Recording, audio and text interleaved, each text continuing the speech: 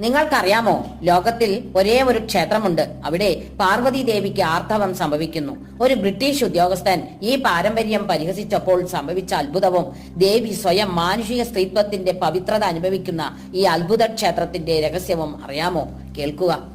കാലങ്ങൾക്ക് മുൻപ് ഹിമാലയത്തിന്റെ മഞ്ഞുമൂടിയ കൊടിമുടികളിൽ വെച്ച് ത്രിലോകനാഥനായ ഭഗവാൻ മഹാദേവന് ഹിമവാൻ രാജാവിന്റെ പുത്രിയായ പാർവതി ദേവിയെ വിവാഹം കഴിക്കാനിരുന്നു. ദേവന്മാരും മഹർഷിമാരും സകല ദിവ്യ ജീവികളും ആ മംഗളകരമായ വിവാഹത്തിന് സാക്ഷ്യം വഹിച്ചു.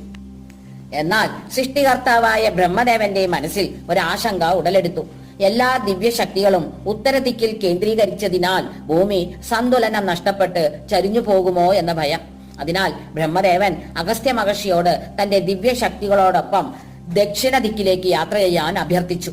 മഹർഷി പർവ്വതങ്ങളും നദികളും കിടന്ന് കേരളത്തിലെ പവിത്രമായ പമ്പാ നദീതീരത്തെത്തി തപസ്സിൽ ഏർപ്പെട്ടു.